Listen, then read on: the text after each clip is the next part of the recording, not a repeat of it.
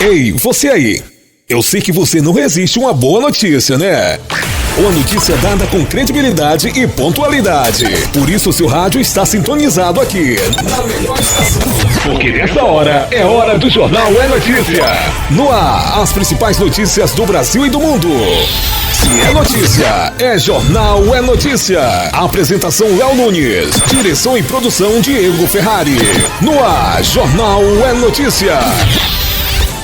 Hoje é quarta, dia 28 de setembro de 2022. Muito prazer, eu sou Léo Nunes. Estamos começando com mais uma edição do Jornal é Notícia. As principais informações.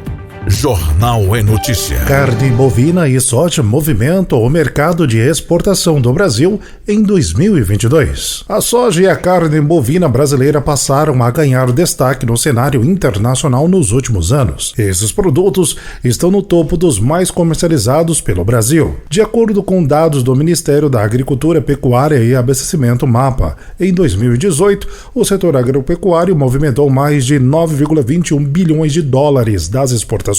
E o produto interno bruto do agronegócio brasileiro teve um crescimento de 8,3% em 2021. Os dados são do Centro de Estudos Avançados em Economia Aplicada da Universidade de São Paulo, CPA-UESP, e da Confederação Nacional da Agricultura Pecuária, CNA. Mais de 150 países importam a carne bovina brasileira com uma variedade de cortes consumidos em todo o mundo. No ano passado, o rebanho do país foi estimado em 196,47 milhões de cabeças, com um abate de 39,14 milhões de cabeças. A informação faz parte dos dados de exportação de carnes vermelhas, segundo dados da Associação Brasileira das Indústrias Exportadoras de Carnes, ABIC. No ano passado, as exportações de carnes bovinas saída do Brasil atingiu 9,2 bilhões de dólares, alta de 8,4% em relação a 2020. Segundo a Secretaria de Comércio Exterior, SECEX, do governo federal, houve um crescimento nas 3 primeiras semanas de setembro de 2022, com a exportação de 114,6 mil toneladas de carne bovina in natura, sem processamento dos frigoríficos brasileiros.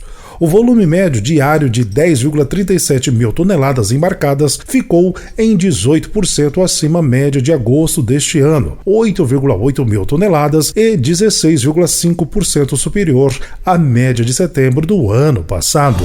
As principais informações. Jornal é Notícia. Um pet shop em São Paulo foi multado por maus tratos e captura de animais de fauna nativa. A Polícia Ambiental apreendeu 150 aves e 4 filhotes de jabuti em um pet shop no Jardim Ângela, na zona sul da capital paulista. Algumas das aves estavam guardadas em caixas de leite, outras estavam em gaiolas usadas para transporte de animais e todas superlotadas. Os jabutis dividiam as gaiolas com as aves. A empresa foi multada em quase R$1.200.000 pelos crimes de depósito de espécimes de fauna nativa, introdução de espécie exótica no estado de São Paulo e por maus tratos de animais. As principais informações. Jornal é Notícia. O melhor violinista do mundo é brasileiro. Guido Santana, um paulistano de apenas 17 anos, foi o vencedor do 10º concurso internacional Fritz Kreisler de Viena.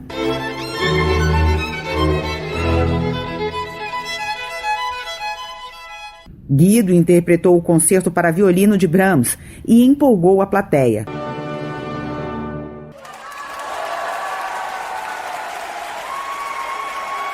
A disputa foi no domingo e coube ao presidente do júri, o francês Jean-Jacques Cantorot, anunciar a vitória do brasileiro. O primeiro prêmio vai para Guido Silva. O título é inédito para o Brasil e, se fosse no futebol, seria o equivalente a vencer a Copa do Mundo. Mais de 230 candidatos de 42 países se inscreveram no concurso. Guido era o terceiro mais jovem e o caçula na final, que também contou com a japonesa Rino Yoshimoto e o israelense Michael Shahan, os dois com 19 anos, que dividiram o segundo lugar. Guido nasceu em Parelheiros, na periferia de São Paulo. Começou a tocar aos 5 anos e logo teve o talento reconhecido, ganhou uma bolsa de estudos. Com o primeiro lugar, Guido Santana também levou um prêmio de 20 mil euros, cerca de 100 mil reais. Vai lançar um CD e tem uma série de concertos agendados com orquestras sinfônicas de vários países e ainda a chance de tocar como solista na Filarmônica de Viena, uma das melhores orquestras do mundo. Você está ouvindo Jornal é Notícia. O eleitor que estiver fora do seu domicílio eleitoral no dia da votação e não solicitou o voto em trânsito, não poderá votar nesta eleição e terá que justificar a ausência nas urnas. A justificativa pode ser feita no dia da votação pelo e-título. Por uma ferramenta de localização, o aplicativo consegue verificar se o eleitor está mesmo fora do domicílio eleitoral. Quem não justificar no dia da votação terá que fazer isso em até 60 dias depois do pleito. Nesse caso, a Justiça exige a apresentação de documentos que comprovem que o eleitor estava fora da cidade onde vota, como um bilhete de passagem. Além do e-título, o eleitor pode justificar pela internet em justifica.tse.jus.br ou diretamente nos locais de votação ou de justificativa, informados pelos tribunais regionais eleitorais. Quem não justificar o voto pode ter o título cancelado e ficar impossibilitado de tirar passaporte, assumir vaga em concurso público, renovar matrícula em instituição de ensino, entre outras limitações. Você está ouvindo Jornal é Notícia. A arrecadação federal em agosto cresceu 8,21% em relação ao mesmo mês do ano passado, já com a inflação descontada. Foram mais de 172 bilhões de reais arrecadados por meio de impostos. No entanto, esse número é menor que os de junho e julho. Já de janeiro a agosto, os cofres federais receberam mais de 1 trilhão e 460 bilhões de reais. 10% a mais em relação ao mesmo período de 2021. Os números foram divulgados nesta terça-feira pela Receita Federal e representam recordes desde o início da série histórica, em 1995. O chefe do Centro de Estudos Tributários da Receita, Claudemir Malaquias, destacou o imposto de renda das pessoas jurídicas e a contribuição social sobre o lucro líquido, que arrecadaram mais de 35 bilhões e meio de reais em agosto, um crescimento real de 27%. Nós já viemos dizendo aí ao longo desse ano que a recuperação da arrecadação está sendo fortemente puxada por esse grupo de tributos, o imposto de renda e a contribuição social, que é recolhido pelas pessoas jurídicas, pelas empresas. A recuperação de empregos influenciou a arrecadação da Previdência, que se aproximou de 46 bilhões de reais em agosto. O aumento da massa salarial também impulsionou o resultado do Imposto de Renda sobre Rendimentos do Trabalho, que bateu 13 bilhões arrecadados no mês. Por outro lado, os cortes nas alíquotas dos impostos sobre produtos industrializados e sobre os combustíveis causaram uma perda de arrecadação só em agosto de 5 bilhões e 650 milhões de reais. Você está ouvindo Jornal é Notícia. Os índices de preços do leite e derivados registraram queda em agosto, após aumentos que chegaram a 60% no acumulado de um ano. No mercado atacadista, o preço do leite longa-vida, o leite de caixinha, caiu 23% no mês passado e a mussarela 15%. Já no varejo, a queda do leite longa-vida foi de quase 2%. Os dados são da pesquisa divulgada nesta terça-feira pela Embrapa, empresa brasileira de pesquisa agropecuária. Com o início das chuvas e melhor alimentação do rebanho bovino, aumentou a produção de leite em agosto, reduzindo os preços do produto. Entre as indústrias de derivados, houve uma queda de 37% nos preços no mês passado. Segundo especialistas da Embrapa, outro fator para a queda de preços é a baixa procura pelo consumidor, que teve o poder de compra dos salários comprometido devido à inflação. A variação de preços no Brasil segue uma tendência global. De acordo com a Embrapa, o preço internacional ainda está acima da média. O Brasil produz cerca de 35 bilhões de litros de leite por ano, segundo a pesquisa pecuária municipal mais recente, divulgada pelo IBGE, o Instituto Brasileiro de Geografia e Estatística. No ano passado, o destaque foi a região Nordeste, por causa do crescimento de 12% na produção, e o valor da produção nacional chegou a 68 bilhões de reais em 2021, uma alta de 21%. Você está ouvindo Jornal e Notícia. Perdeu a validade nesta terça-feira a medida provisória que suspendeu o uso de créditos tributários do PIS e COFINS sobre a compra de combustíveis por revendedores.